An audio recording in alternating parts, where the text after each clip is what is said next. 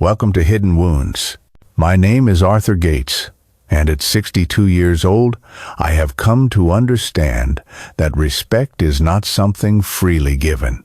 It is earned, it is documented, and when the situation demands, it is enforced with the cold precision of a legal contract. It was Christmas night at Serafina, the most exclusive restaurant in the city. I arrived in my cashmere overcoat, wearing my grandfather's signet ring, my silver hair combed back in the same neat style that has been my signature for decades. The hostess, a young woman with impeccable makeup and a practiced, insincere smile, consulted her reservation book with a display of theatrical concern. "I'm afraid I don't see a reservation under the name Gates," she announced. Her voice coated in that specific brand of polite dismissal, often used for people she deemed unable to afford the establishment. From the other side of the marble-floored foyer, I heard the sound of my daughter Claire's laughter. It was bright, sharp, and deliberately loud enough to carry across the room.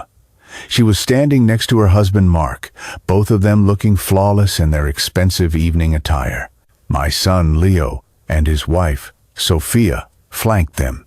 It was clear they had been observing this little performance from the moment I walked in. "Perhaps a more affordable place would be better for you, Dad," Claire called out, her voice laced with a mixture of feigned worry and undisguised malice. "There's a charming little diner just down the road that might be more your speed."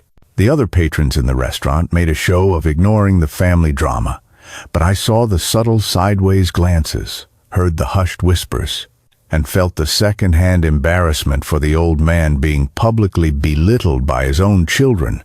I simply smiled, maintaining the same composed expression that had served me well through 40 years of navigating corporate boardrooms and high-stakes negotiations.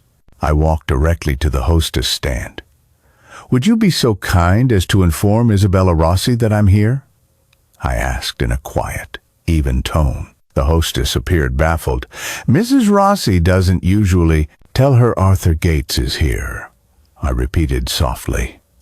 In less than a minute, the restaurant's owner emerged from the kitchen. Isabella was a striking woman in her mid-40s, with dark hair swept into an elegant chignon and the confident air of someone who has built an empire from scratch. "Arthur," her face broke into a smile of genuine warmth as she embraced me like a long-lost friend. "My guardian angel, the man who believed in me when every bank in this city shut its doors." She turned to the hostess. "Of course, he has a table." "Mr. Gates will always have a table here." The change in the hostess's demeanor was instantaneous and dramatic.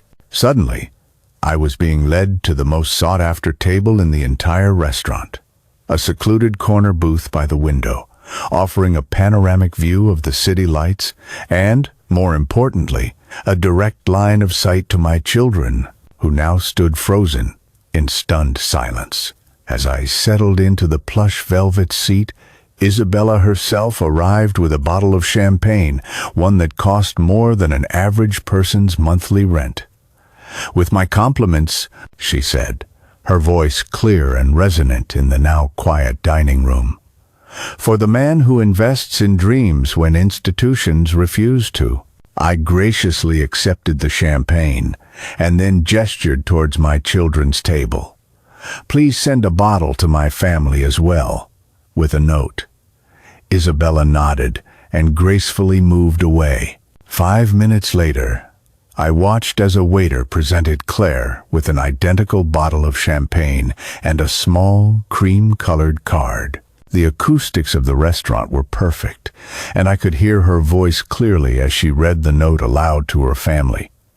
"May you one day earn what you so freely expect." Claire's face contorted through a series of emotions: confusion, then embarrassment, and finally, the dawning, horrified realization that the story they had constructed of the feeble old father who could be easily cast aside was profoundly inaccurate. I raised my glass in their direction, a silent toast visible to everyone in the room, and took a sip of champagne that tasted like pure vindication. As I enjoyed my impeccably prepared dinner alone at my corner table, attended to by a staff that now treated me with the reverence reserved for royalty, I considered the evening's events. My children had tried to humiliate me, to cast me as an embarrassing relic to be shunted off to lesser places. Instead, they had only managed to expose their own fundamental ignorance of where the true power resided in our family. The next morning at 9:00 a.m., I had a scheduled appointment with Julian Vance, my trusts and estates attorney. It was a quarterly meeting, a routine I had maintained for years, a detail my children had never cared enough to notice or inquire about. For 4 decades, I had been building, strategizing, and documenting. My children saw only the surface, the quiet widower who wrote checks without asking questions. They were completely unaware that I had been keeping meticulous records of every loan, every bailout, and every instance where they treated my generosity not as a gift, but as their birthright. I don't hold grudges. I keep ledgers. And tomorrow, those ledgers would begin their transformation from mere records into powerful legal instruments. They believed they had denied me a seat at their table tonight. They had no idea I had built the entire foundation upon which their lives rested. Memory, I have found, is a selective tool. My children remember their triumphs, their successes, their moments of perceived glory. They have conveniently erased the memory of the scaffolding I provided that made those moments possible. But I, on the other hand, remember everything. I was widowed at 50 when my wife's heart suddenly gave out during a business trip. I could have withdrawn into my grief, allowing the world to manage itself. Instead, I made a conscious choice to become indispensable to my children, operating under the mistaken belief that love was a form of currency that would eventually be repaid with loyalty and respect. I was mistaken about the repayment, but I was meticulous about keeping the receipts. Leo's DUI charge at age 26 should have ended his legal career before it even began. But a $15,000 donation to the appropriate rehabilitation facility, coupled with a carefully negotiated plea deal that sealed his records, transformed a potential felony into a mere youthful indiscretion. He never offered a direct thank you. That would have required him to admit he needed my help. Claire's shoplifting incident at a high-end department store when she was 32 was a more delicate matter. The security footage clearly showed her slipping a $3,000 necklace into her handbag. As it happened, the store's general manager was a man whose daughter had received a scholarship from a fund I had quietly established years prior. A few discreet phone calls were made. Sincere apologies were offered on her behalf, and the entire incident vanished as if it had never occurred. Mark's consulting venture was losing money faster than he could print fake invoices. When his creditors began making serious threats, I stepped in and personally guaranteed a $200,000 line of credit. The business ultimately failed anyway, but my intervention allowed Mark to avoid bankruptcy and the professional disgrace that would have certainly followed. And then there was Isabella, the wonderfully talented Isabella Rossi. She had lost everything when her first restaurant was destroyed in a fire. The insurance payout was barely enough to cover her existing debts, and every bank in the city had denied her application for a reconstruction loan. I found her one afternoon, sitting amidst the charred ruins of her dream, weeping. I wrote her a check for $500,000. There were no contracts, no interest rates, no repayment schedule, just my unwavering faith in a person who reminded me of myself in my younger years. She transformed that faith into Serafina, the city's most acclaimed dining experience. And she never once forgot who believed in her when no one else would. That is the fundamental difference between an investment and charity. An investment demands a return. Charity merely hopes for gratitude, For decades, my children had been charity cases. This morning, I sit in my study, surrounded by 30 years of methodical documentation, bank statements, canceled checks, insurance claims, legal settlements, and property deeds. Every favor I ever extended is cataloged with the precision of evidence being prepared for a trial that was, until now, only a distant possibility. For the past 12 years, I have been maintaining a revocable living trust, updating it every quarter under Julian's expert guidance. I've also undergone annual cognitive assessments, which are filed with the court, ensuring that no one can ever challenge my mental fitness when the time comes to implement changes. My power of attorney documents name an independent, professional fiduciary, protecting me from any potential guardianship challenges. I have been preparing for this day since my wife's passing, though I had always hoped it would never come. My children have finally revealed their true characters, showing me who they are when they believe they hold power over me. Last night at Serafina, they demonstrated their core belief that I am disposable someone to be dismissed and humiliated for their own amusement. They were profoundly mistaken. I am not their victim. I am their creditor, and today I begin the process of calling in debts that have been accumulating interest for decades. I have never kept score out of spite. I have kept it out of prudence. Julian Vance's office is located on the corner of a limestone building that has been home to the city's most discreet legal firm for more than a century. The morning after my public shaming, I sit across from Julian's expansive mahogany desk, my hands folded calmly in my lap as he reviews the documents I have asked him to prepare. "Are you absolutely certain about this course of action, Arthur?" His voice is carefully neutral, the tone of a man who has witnessed 40 years of family fortunes being dismantled through estate planning. "Once these instruments are executed, they are irrevocable." "That is precisely the intention, Julian. I want them to be irrevocable." He nods and begins to lay out the papers with surgical precision.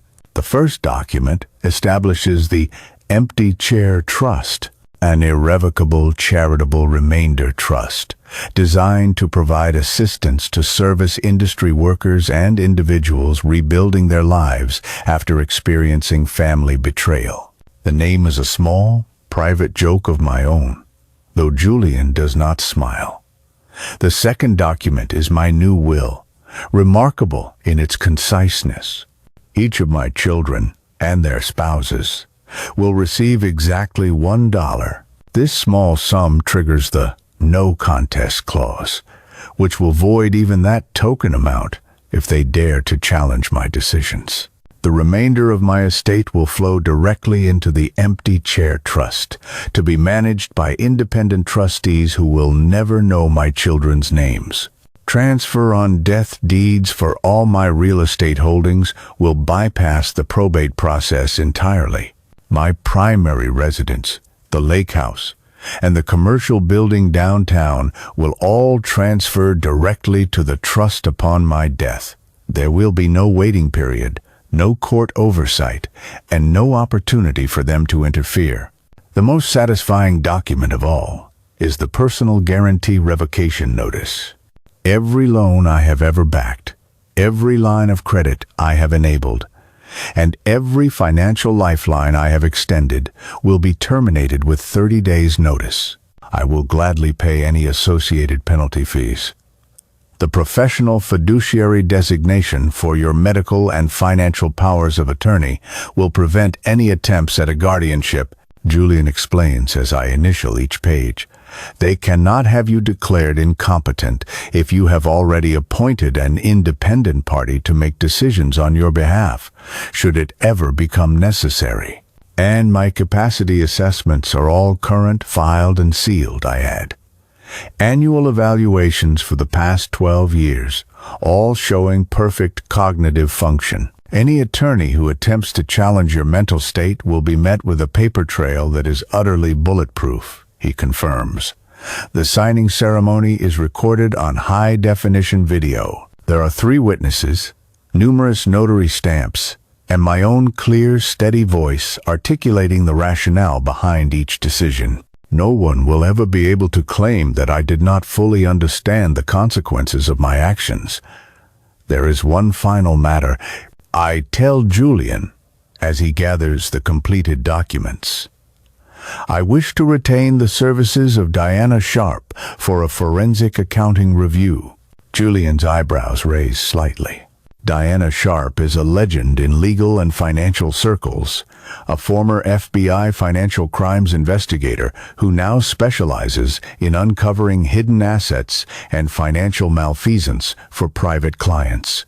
What precisely are you looking for, Arthur? I want to understand exactly how my money has been used, I state.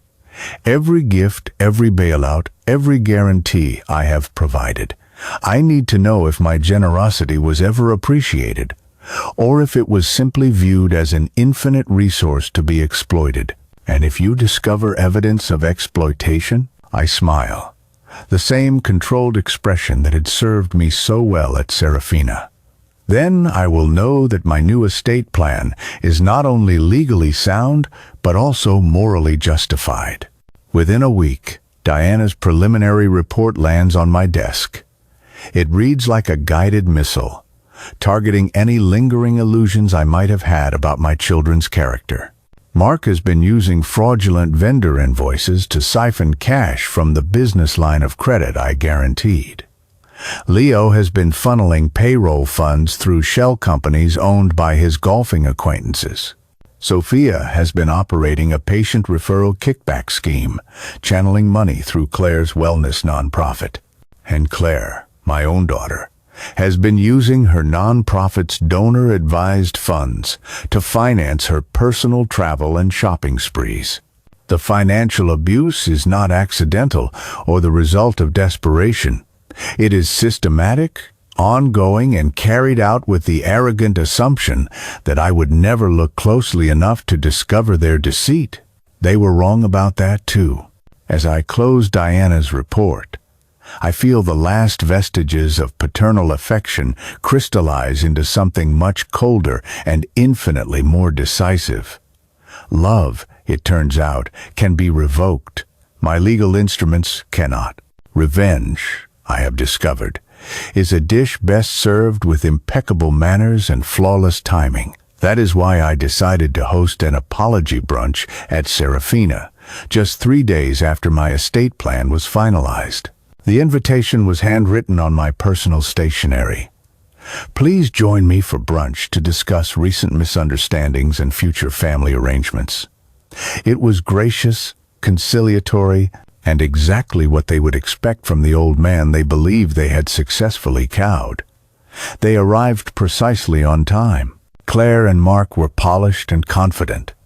Leo and Sophia wore the smug expressions of people who believe they have successfully established a new family hierarchy. I was already seated at our private table, wearing a fine suit and a smile that had been perfected in boardrooms for decades. "Dad," Claire began as they settled into their chairs, "we're so glad you've come to your senses about the other night. We were just concerned about your judgment in public settings." "Your judgment has always been a bit questionable," Mark added with a kind of casual cruelty he often mistook for honesty. "But we're family. We'll get through this." I nodded thoughtfully and reached into my coat pocket, withdrawing 4 cream-colored envelopes, one for each of them. "I wanted to give you these in person," I said, my voice warm with what they surely interpreted as capitulation. "I've made some important decisions regarding our family's financial arrangements." The envelopes were identical, each containing a single sheet of my personal letterhead and a smaller, more official-looking document. I watched their faces as they read. I saw confusion first, which quickly morphed into growing alarm and then into the pale, dawning horror of people who have just realized they are not nearly as clever as they had imagined. The letter was brief and professional. "Effective immediately. All personal guarantees provided by Arthur Gates are hereby revoked. Outstanding balances will become the sole responsibility of the primary borrowers. All termination fees and penalties will be paid by the guarantor to ensure a clean separation. Additionally, all ongoing financial assistance, including monthly advances and expense coverage, will cease as of this date. This decision is irrevocable and non-negotiable. Respectfully, Arthur Gates. The smaller document was even more devastating. It was an official notice from their respective lenders, informing them that their guaranteed lines of credit would be called due in full within 30 days. "Dad, you can't do this," Leo stammered, his legal training attempting to surface, even as his face drained of all color. "These guarantees are binding contracts." "Indeed they are," I replied, sipping my mimosa with obvious satisfaction, "which is why I am paying the substantial termination penalties to sever them cleanly. It's an expensive process, but worth every penny for the peace of mind it will afford me." "The monthly advances you've been giving us," Claire began, her voice trembling. "They were gifts, freely given," I agreed, "and now freely withdrawn. But our expenses, our commitments, are your responsibility, not mine." I finished for her. Mark tried his usual blustering approach. "This is financial abuse of a family member. We could take you to court." "You could certainly try," I agreed pleasantly. "But I should mention that I have had forensic accountants conduct a thorough review of all our financial relationships over the past decade. Their findings were quite illuminating." The color vanished from his face as the implications of my words sank in. "What kind of findings?" "The kind that suggest my generosity has been systematically abused through the use of false invoices, shell company payments, and the misappropriation of charitable funds," I explained. "The kind of findings that would be of great interest to the IRS and the State Attorney General's office." The silence stretched until the server approached with the check for our brunch. She placed it discreetly beside my plate, but I made no move to retrieve it. "I believe this one is on you," I said to Claire.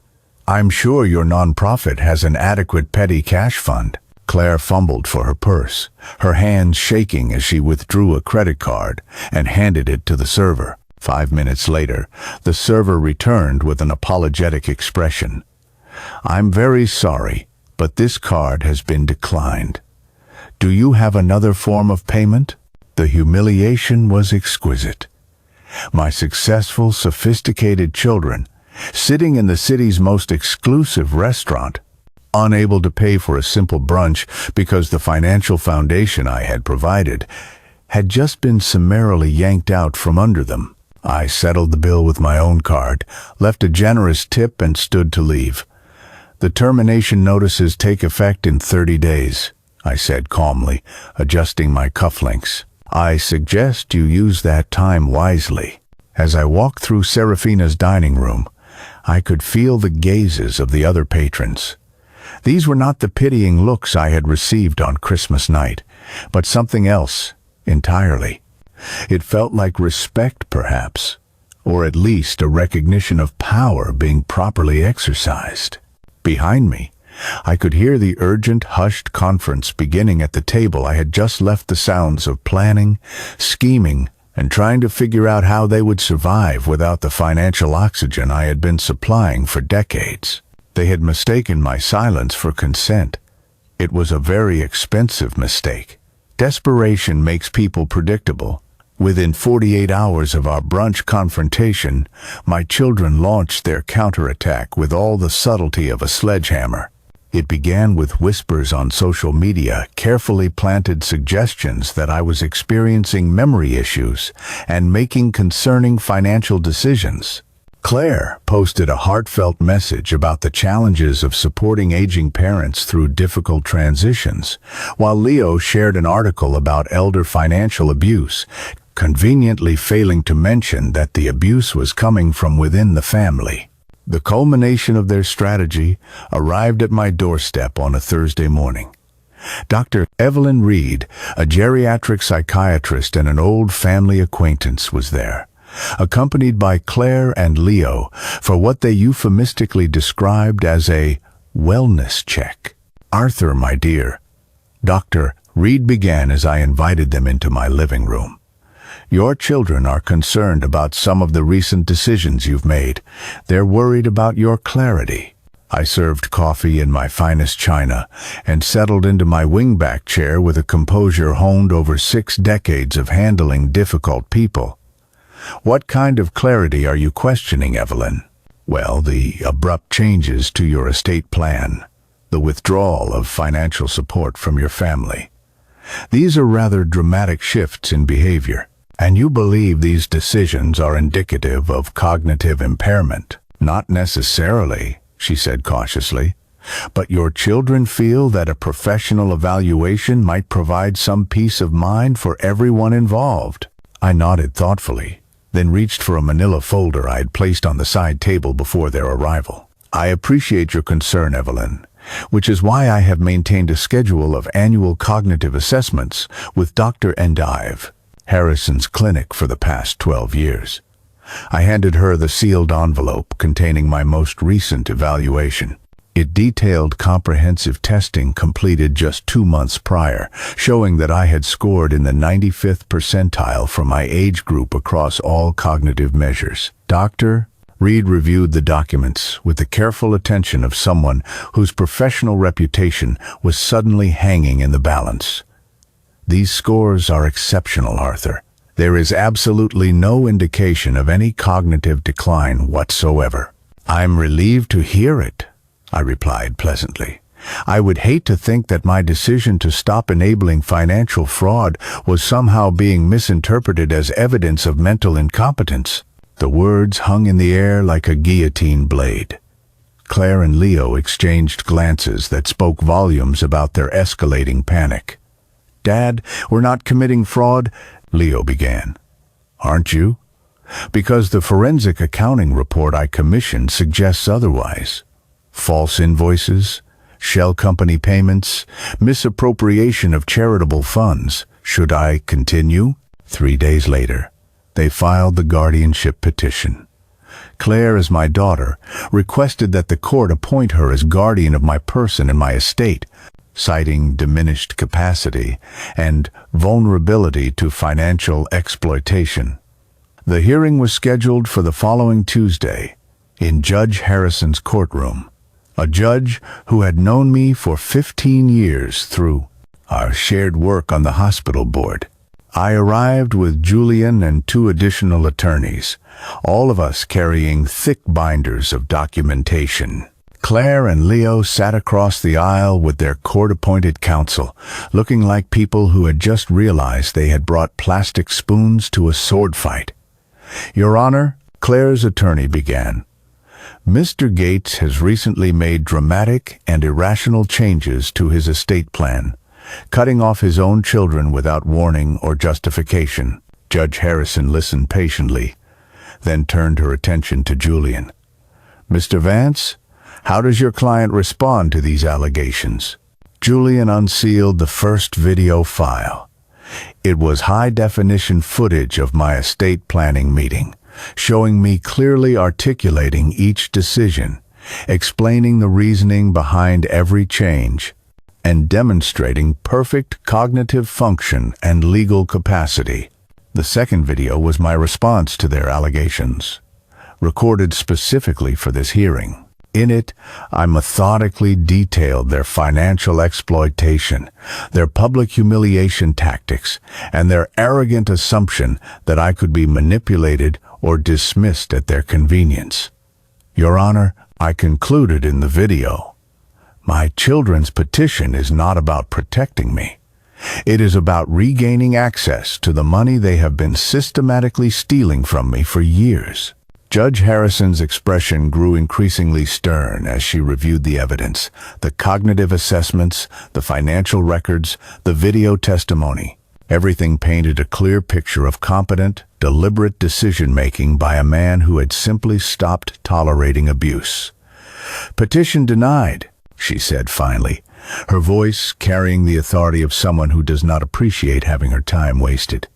And furthermore, I am issuing protective orders preventing any further harassment of Mr. Gates regarding his financial decisions. In the courthouse hallway afterward, Claire cornered me while the attorneys were gathering their papers. "This isn't over," she hissed, her composure finally cracking. "You can't just cut us off like we're strangers." I looked at my daughter, this woman who had publicly humiliated me, attempted to steal from me, and then tried to have me declared incompetent when I fought back. I felt the last vestiges of paternal sentiment crystallize into something harder and infinitely more useful. "You're right," I said quietly. "You're not strangers. Strangers have the excuse of not knowing any better. They brought me to court, hoping to take my voice. Instead, I used it to take their credibility. If you find yourself inspired by this strategic approach to dealing with ungrateful family members, please consider subscribing and enabling notifications so you don't miss future stories. Sometimes, the most powerful move is simply refusing to be anyone's victim. Some people believe that justice is a dramatic affair, filled with courtroom showdowns, shouting matches, and public spectacles. In my experience, real justice is quieter and more methodical. It arrives through proper channels, supported by documented evidence and the careful application of rules that exist for precisely these kinds of situations. Diana Sharp's final report arrived on a Tuesday morning, delivered personally with a professional gravity that suggested its contents would be transformative. I read it in my study while sipping coffee from my favorite china cup, the same one I had used for my morning routine for 30 years. The documentation was thorough and utterly damning. Mark had created 17 different shell companies to funnel money from the business line of credit I had guaranteed. Each was designed to appear legitimate while facilitating systematic theft. The total amount he had stolen approached $300,000. Leo's scheme was more sophisticated. He used his legal knowledge to create consulting agreements with non-existent companies, then paid those consultants with checks that ultimately found their way into accounts he controlled. His theft exceeded $200,000. Sophia's operation involved patient referrals to specialists who paid kickbacks to Claire's nonprofit, which then paid inflated consulting fees to a company Sophia owned. The money laundering was elegant in its complexity and glaringly obvious once properly traced. And Claire, my own daughter, had been using her nonprofit's donor-advised funds to pay for European vacations, designer clothes, and stays at luxury hotels, all carefully disguised as conference expenses and charitable outreach activities. The combined theft exceeded $700,000, stolen from me by people who smiled at family dinners and signed birthday cards with the word love. That afternoon, I made a series of phone calls. The first was to the IRS whistleblower office. Form 211 allows private citizens to report tax fraud in exchange for a percentage of any recovered funds. I filed reports detailing each of my children's unreported income and fraudulent deductions, providing Diana's entire evidence package as supporting documentation. The second call was to the State Attorney General's Charity Compliance Unit. Claire's nonprofit had violated numerous regulations governing the use of donor funds, each violation carrying significant penalties and potential criminal charges. The third call was more personal. I contacted the CEO of Mark's largest client, a publicly traded company with a strict ethics policy. I did not make accusations or threats. I simply provided copies of the public records showing that he was under an ongoing financial crimes investigation. The fourth call was to the State Bar Association's ethics hotline.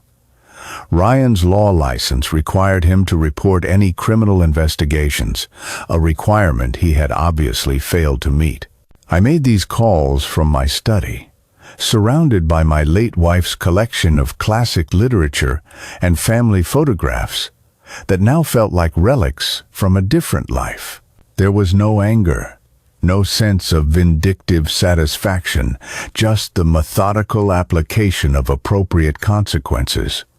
By Thursday, the dominoes had begun to fall. Claire received a certified letter from her nonprofit's board of directors, requesting her immediate resignation pending the outcome of the regulatory investigations. Mark's largest clients suspended their contract, citing ethical concerns regarding ongoing legal matters. Leo received a letter from the State Bar Association, scheduling a disciplinary hearing. Most satisfyingly, their banks began filing suspicious activity reports based on the patterns Diana had documented. Once those reports entered the federal financial crimes database, their access to credit, bank accounts, and business loans would become exponentially more complicated. I learned about their escalating panic through my network of friends and acquaintances, the same social connections they had tried to use against me during their failed guardianship attempt.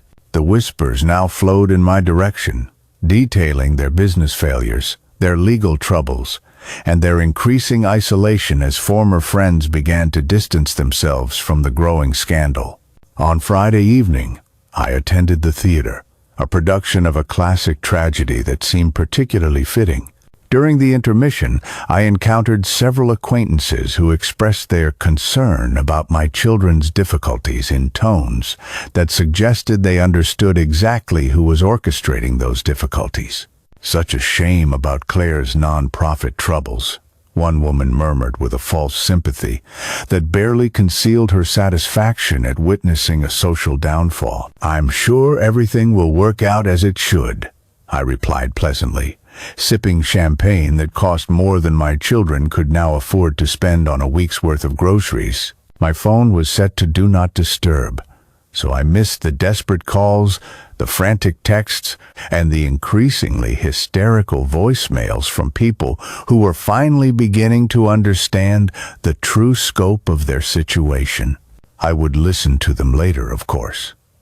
Documentation is important, but for now, I was content to enjoy the second act, where ambition and cruelty met their inevitable consequences with the precision of a well-written script. You don't need to raise your voice when you can simply raise the right flags. Financial pressure, I've observed, reveals character in the same way that heat reveals the true nature of metal. Some materials grow stronger under stress. Others simply melt. My children were melting spectacularly. Mark's consulting business collapsed within 2 weeks of losing its primary client, without my guarantee backing his credit line. The bank called in the loan in full, a sum he couldn't possibly repay, given that most of the borrowed money had been systematically stolen through his shell company schemes. Leo's law practice faced similar pressures. The commercial condo that housed his office, purchased with funds I had essentially provided through various financial guarantees, went into default when he could no longer make the payments without my continued support. Claire and Mark quietly listed their suburban mansion for sale, hoping to find a buyer before the foreclosure notices became a matter of public record. Sophia began making desperate calls to former colleagues, trying to resurrect the medical career she had abandoned years ago when my financial support had made it unnecessary for her to work. I learned about their mounting desperation through Victor Santos, the private investigator Diana had recommended for ongoing surveillance. His weekly reports read like financial obituaries for lives that had been built entirely on borrowed money and my own misguided generosity. Mark has been meeting with bankruptcy attorneys, Victor reported during our Tuesday morning briefing. Leo has applied for 3 different paralegal positions. Claire's resume is being circulated for pharmaceutical sales jobs, and Sophia is trying to get her medical license reinstated. But apparently, there are some compliance issues from her previous practice that are making potential employers nervous. The compliance issues, of course, were the patient referral kickback schemes that Diana had so thoroughly documented. Once those allegations became part of her professional record, Paige would find legitimate employment nearly impossible to secure. But the most satisfying development came when Leo's commercial property went to a trustee sale. Through an LLC I had established for precisely this purpose, I purchased the note from his lender at a substantial discount, a transaction that was both perfectly legal and financially astute. As the new owner of Leo's debt, I had several options. I chose the most poetic one. I exercised my right to take possession of the property and then leased it to the Women's Legal Aid Clinic for $1 per year. The irony was exquisite. Leo, who had used his law degree to steal from me, would now watch as his former office space was used to provide free legal services to women escaping financial abuse from their own families. Claire's house sold after 3 months on the market, but the proceeds were barely enough to cover their outstanding debts. They moved into a rental property in a neighborhood that would have horrified them just 6 months earlier. It wasn't unsafe, but it was undeniably ordinary, the kind of place where people worry about grocery bills and car repairs. I drove past their new address once, not to gloat, but simply to document. The small ranch house with its postage stamp lawn looked tired, the way properties do when they are inhabited by people who have given up on appearances. Through Victor's surveillance, I learned that Claire had found work selling pharmaceuticals to veterinary clinics, a significant step down from her previous nonprofit position, but honest work that required her to acknowledge her reduced circumstances every single day. Evan managed to find employment with a small consulting firm that specialized in helping failing businesses navigate bankruptcy procedures. The salary was a fraction of what he had earned during the years when my guarantees had allowed him to play at being a successful entrepreneur. Their social circle contracted rapidly. Former friends and business associates distanced themselves from the growing scandal, leaving my children isolated with only each other for support, a particularly cruel irony, since their unity was born from a shared resentment of the man who had provided everything they had now lost. But the financial pressure was only the beginning of their education.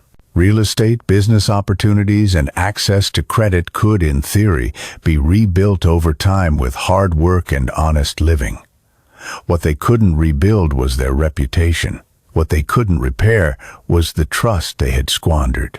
And what they could never recover was the respect they had never actually earned. On Christmas Eve, exactly 1 year after their public humiliation of me at Serafina, I received a card from Claire. The return address was their rental house. The card itself was obviously purchased at a grocery store, not from the boutique stationery shops she had once frequented. Inside, her handwriting was careful, almost desperate. "Dad, I hope we can find a way to move forward. I miss our family." I read the card once, then placed it in my fireplace and watched it burn. Some relationships cannot survive the revelation of their true nature. Some bridges, once burned, leave only ashes that are best left undisturbed. You cannot be evicted from a house you never truly owned. You can, however, be evicted from a fantasy. Some revelations require the perfect stage. For my final act, I chose Serafina once again. It was the same restaurant where my children had attempted to humiliate me exactly 18 months earlier. The same private dining room where they had learned their first painful lesson about underestimating me. The invitations were engraved on heavy, cream-colored stock. "Please join me for a family luncheon to discuss future arrangements." The tone was formal, final, and carried the weight of decisions that had already been made. They arrived separately. Leo and Sophia came first, looking uncomfortable in clothes that had clearly seen better days. They were followed by Claire and Mark, whose designer facades were beginning to show the strain of prolonged financial stress. They took their seats around the circular table with the cautious, hesitant movements of people who have learned to expect unpleasant surprises. I was already seated, wearing my grandfather's complete set of matching cufflinks and tie pin, and a dark suit that suggested both elegance and finality. Beside me sat Julian Vance, my trust attorney, his leather portfolio open to reveal the documents that would reshape their understanding of everything they had ever assumed about their futures. "Thank you all for coming," I began, my voice carrying the calm authority I had perfected over decades of chairing board meetings and managing corporate crises. "I wanted to discuss some important family business with you directly." Claire leaned forward slightly, a flicker of hope in her eyes. After 18 months of relentless financial struggle, she was clearly desperate for any sign that reconciliation and a renewal of financial support might be possible. "Julian," I continued, "would you please explain the current status of my estate plan?" Julian cleared his throat and opened his portfolio with the practiced efficiency of a man who had delivered similar news many times before. "Mr. Gates has executed an irrevocable trust structure that will direct the disposition of his entire estate," he began, his voice professionally neutral. "The trust includes several specific provisions I would like to outline for you." He lifted the first document, my will, printed on heavy legal paper with gold embossing. First, the no contest clause. Any beneficiary who challenges the will or the trust arrangements in any way will forfeit all bequests and receive nothing. He paused for effect. Second, the specific bequests.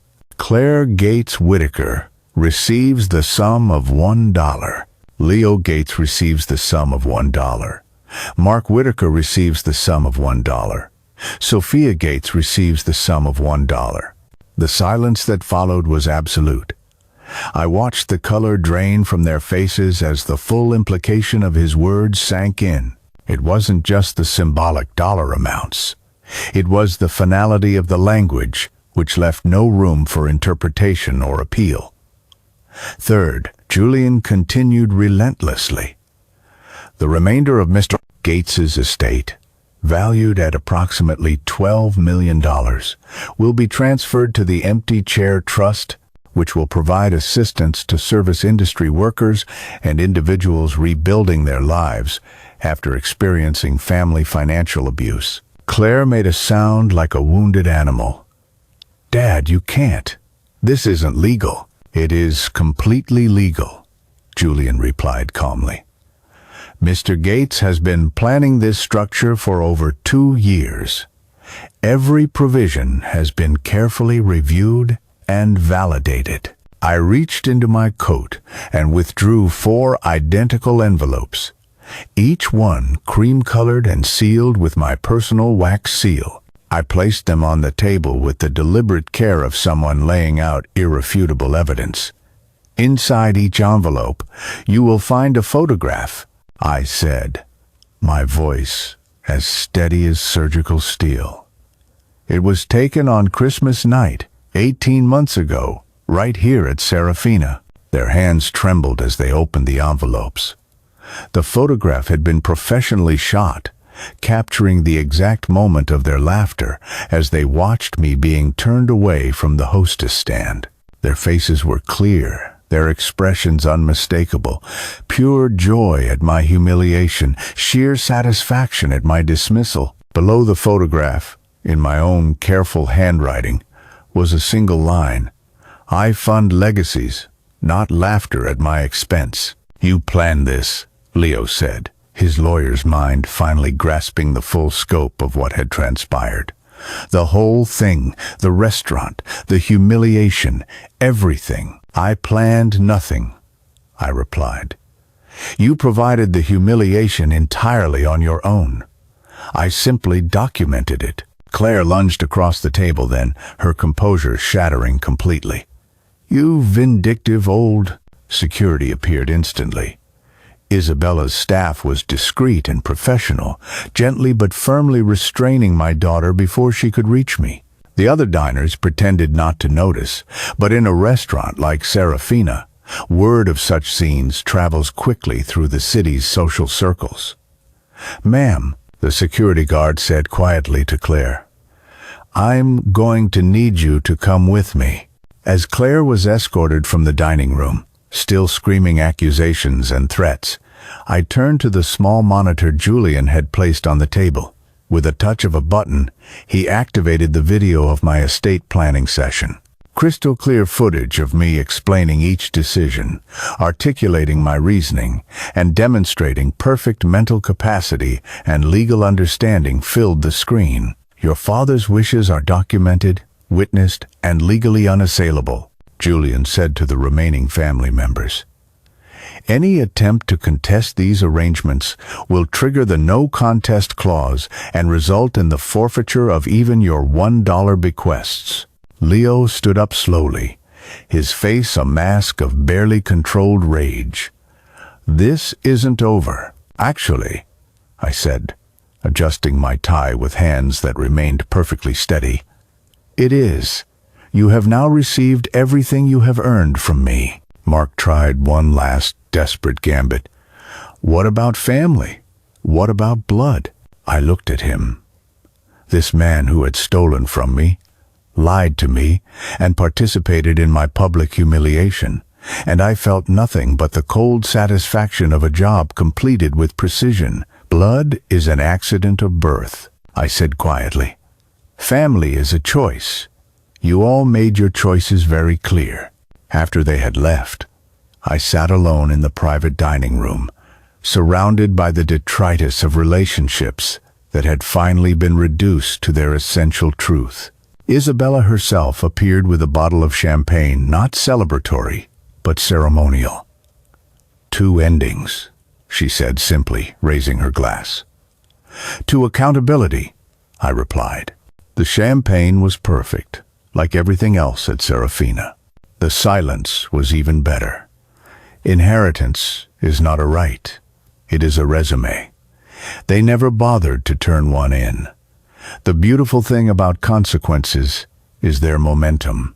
Once set in motion, they tend to accelerate, gathering force, and creating secondary effects that reach far beyond the original actions. My children's world continued to unravel with a kind of mathematical precision.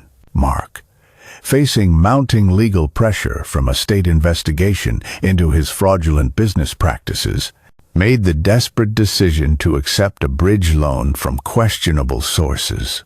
The kind of people who don't require credit checks, but do require repayment, regardless of the circumstances. When the loan came due and Mark couldn't pay, he panicked. Victor's surveillance reports showed increasingly erratic behavior. Meetings in parking garages, phone calls at odd hours, and the hollowed-out look of someone who had finally run out of options. The end came on a Tuesday night in February. Mark, apparently convinced that he could somehow escape his creditors by leaving the state, loaded his car with whatever cash and valuables he could carry and headed for the interstate at 2 in the morning. He made it 12 miles before losing control on a curve he had driven safely hundreds of times before. The state police report cited excessive speed and possible alcohol involvement. There were no other vehicles involved, just a man running from consequences that had finally caught up with him. Ryan's downfall was more prosaic, but no less complete. 3 weeks after Mark's death, he made the catastrophically poor decision to break into my lake house, apparently convinced that he could find some evidence of my manipulation that would invalidate the trust arrangements. The property's motion sensors triggered automatically, alerting both the security company and the local police. Leo was arrested while attempting to jimmy the lock on my home office door, carrying a crowbar and a desperate plan that made no legal sense whatsoever. The breaking and entering charge was serious enough on its own, but Leo's existing probation from a prior DUI conviction made it a probation violation as well. Judge Martinez sentenced him to 18 months in county jail, with an automatic suspension of his law license pending the completion of his sentence. Claire, meanwhile, watched her husband die and her brother go to prison while facing her own mounting legal troubles. The state attorney general's investigation into her nonprofit had uncovered additional financial irregularities, and she was now facing potential criminal charges for charity fraud.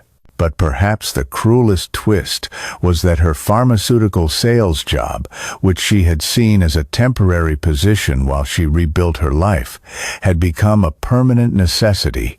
Without Mark's income and with her legal bills mounting, she was entirely dependent on the salary from a job she considered beneath her education and social status. I learned about these developments through my usual sources: Victor's reports, newspaper articles, and court filings that were matters of public record. I felt no satisfaction at Mark's death. That had been his choice, his panic, his failure to face the consequences of his actions like an adult. But I felt no grief either. Grief requires a sense of loss, and I had lost these people long before they died or went to prison. I had lost them the moment they revealed who they really were, when they thought they had power over me. The ripple effects continued for months.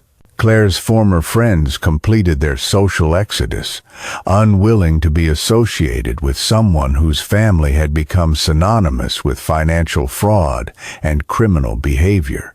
Sophia, widowed and unemployed, moved across the country to live with her sister, effectively disappearing from my life and my city. On the first anniversary of Mark's death, Chelsea sent me a letter, handwritten on plain stationery, the kind you buy at a drugstore when you can no longer afford personalized items. "Dad," she wrote, "I know things between us are broken, maybe permanently, but Mark is dead. Leo is in prison, and I'm alone with legal bills I can't pay and a future that looks nothing like I thought it would be. I'm not asking for money. I know that's impossible now. I'm just asking if there's any part of you that still remembers loving me." I read the letter twice, then placed it in my fireplace and watched it burn. Some relationships cannot survive the truth. Some love cannot survive the revelation of its object's true character. Some bridges, once burned, leave only ashes worth preserving. 6 months later, Claire's criminal trial began. I attended every day, sitting in the back row of the gallery, my presence a silent reminder to everyone in the courtroom of exactly why we were there. She was convicted on 3 counts of charitable fraud and sentenced to 2 years in state prison. As the bailiff led her away in handcuffs, she turned to look at me one last time. I met her gaze steadily, my expression reflecting nothing but the calm satisfaction of watching justice complete its work. They kept asking what I wanted. I just wanted them to stop mistaking me for a bank. 2 years have passed since Claire's conviction, and the silence that follows true endings has become my preferred soundtrack. Christmas Eve finds me at Serafina, seated in the corner booth that now bears a small brass plaque, reserved for Arthur Gates. It is not a display of ostentation. It is a documentation of respect, earned through actions rather than inherited through blood. The empty chair trust has flourished beyond my most optimistic expectations. The trust now provides assistance to over 300 service industry workers annually, people who understand the value of honest work, who treat others with dignity regardless of their circumstances, and who build their lives on substance rather than on appearances.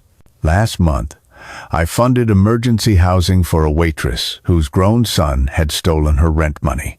The month before, I covered the medical expenses for a line cook whose daughter needed surgery but couldn't afford the hospital bills. These people, strangers who have shown more loyalty and gratitude than my own children ever did, have become the true beneficiaries of the wealth I spent decades accumulating. Isabella joins me tonight, as she has every Christmas Eve since my family's final dissolution. We don't discuss the past. There is no need. We simply enjoy excellent food, carefully chosen wine, and the comfortable silence of people who understand that some victories are best savored without commentary. The new scholarship program is fully subscribed, she mentions as we review the dessert menu. 15 students will be starting culinary school in January, all of them individuals rebuilding their lives after family betrayal. Appropriate, I reply, selecting the chocolate soufflé that will take 20 minutes to prepare. I have nowhere else to be. No one is waiting for my attention. I have no obligations beyond those of my own choosing. My phone sits silent on the table. No desperate calls from jail. No pleading letters forwarded through attorneys. No attempts at reconciliation from people who finally understand the permanent nature of certain consequences. Leo was released from prison 8 months ago and immediately left the state. His forwarding address is a post office box in Oregon, and his attempts to rebuild his legal career have been unsuccessful. The Bar Association's ethics violations remain a permanent part of his record, making employment in his chosen profession virtually impossible. Chelsea served her full sentence and was released to a halfway house program in another city. She works in a laundromat now, for minimum wage labor that requires her to acknowledge her reduced circumstances with every single paycheck. I am told she has applied for food assistance and lives in a studio apartment that would have horrified the woman she used to be. Sophia remarried a divorced accountant whose modest income provides the security she can no longer take for granted.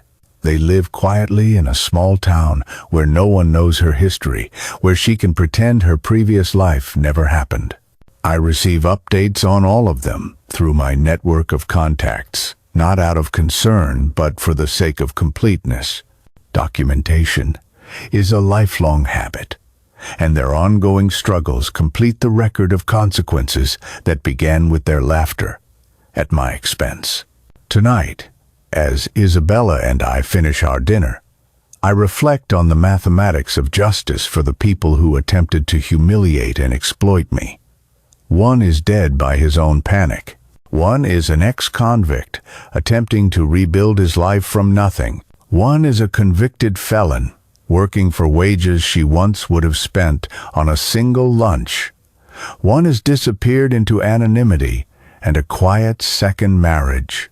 Meanwhile, I sit in the city's finest restaurant, surrounded by the respect I have earned through decades of treating others with dignity, managing a trust fund that helps people rebuild their lives with substance rather than entitlement. Any regrets? Isabella asks as we settle the evening's bill, which is always my pleasure and never my obligation. I consider the question seriously. Do I regret the destruction of relationships that were built on a foundation of financial exploitation? Do I regret cutting off people who told me I should settle for cheaper restaurants?